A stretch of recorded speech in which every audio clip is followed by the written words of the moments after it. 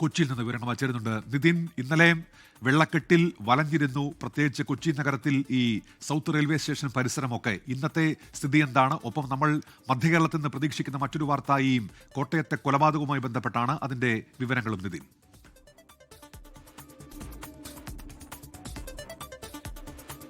മധ്യ കേരളത്തിൽ ഇന്ന് മഴയ്ക്ക് അല്പം ശമനമുണ്ട്. പക്ഷേ ഏറ്റവും ആശങ്കയിൽ നിൽക്കുന്നത് ഇടുക്കിയിലെ സാഹചര്യം തന്നെയാണ്. ഇടുക്കിയിലും ഇന്നലെ അതിതീവ്ര മഴയ്ക്ക് ശമനമുണ്ടെന്ന റിപ്പോർട്ടാണ് പങ്കുവയ്ക്കാനുള്ളത്. അതോടൊപ്പം തന്നെ രാത്രിയിൽ പലയിടത്തും സാധാരണ നിലയിലാണ് മഴ ലഭിച്ചത്.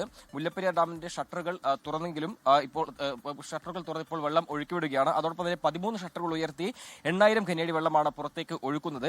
പെരിയാറിന്റെ താഴ്ന്ന പ്രദേശങ്ങളൊക്കെ ഇന്നലെ വെള്ളം കയറിയ സാഹചര്യമുണ്ടായിരുന്നു. പക്ഷേ ഇപ്പോൾ അല്പം ശമനമുണ്ട്. എന്തായാലും മഴ മാറി നിൽക്കുന്ന സാഹചര്യത്തിൽ ആശങ്ക ഒഴിയുമെന്നാണ് ഇപ്പോൾ നമുക്ക് പ്രതീക്ഷിക്കാവുന്നത്. പക്ഷേ ഇനിയുള്ള മണിക്കൂറുകളിലും ഒരു ജാഗ്രതാ നിർദ്ദേശം ഭരണകൂടം പുറപ്പെടുവിച്ചിട്ടുണ്ട്. അതുകൊണ്ട് തന്നെ ആ ജാഗ്രതാ നിർദ്ദേശം മുന്നോട്ട് പോകണമെന്ന നിർദ്ദേശമാണ് ഈ മുല്ലപ്പെരിയാറും അതോടൊപ്പം തന്നെ ഇടുക്കിയിലെ മഴ സാഹചര്യവുമായി ബന്ധപ്പെട്ട് നൽകാനുള്ളത്. മറ്റൊന്ന്, കോട്ടയത്താണെങ്കിൽ അയർക്കുന്നം കൊലപാതകം ഇന്ന് പ്രതിയുമായി ബന്ധപ്പെട്ട് ഇന്ന് കോടതിയിൽ ഹാജരാക്കും. അതോടൊപ്പം തന്നെ തെളിവെടുപ്പടക്കമുള്ള നടപടികൾ പൂർത്തിയാക്കേണ്ടതുണ്ട്.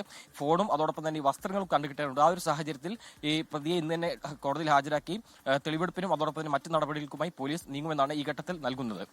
ലോകത്തെവിടെയായാലും ഏത് സമയത്തും 24 വാർത്തകളും ഓഗ്മെന്റഡ് റിയാലിറ്റി പാക്കേജുകളും എക്സ്പ്ലെയിനറുകളും വിശദമായി കാണാൻ ഞങ്ങളുടെ യൂട്യൂബ് ചാനൽ നിങ്ങൾക്ക് സബ്സ്ക്രൈബ് ചെയ്യാം.